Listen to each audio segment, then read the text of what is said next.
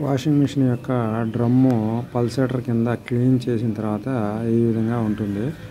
అయితే మనం ఈ పల్సేటర్కి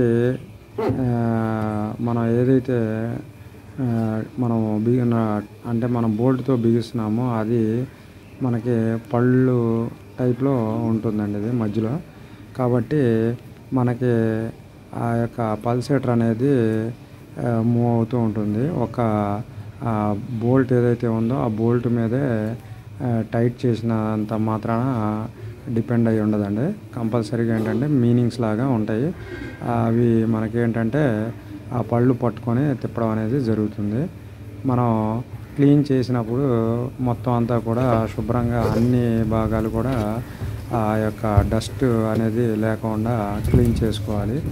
ఆ క్లీనింగ్ మనం ఎంత బాగా చేస్తే అంత నీట్గా మళ్ళీ మనకి బట్టలు వాష్ అవ్వడం అనేది జరుగుతుంది. అలాగే ఈ యొక్క మ్యాజిక్ ఫిల్టర్ ఏదైతే ఉందో ఈ ఫిల్టర్ కూడా మనం క్లీన్ చేయాల్సి ఉంటుంది.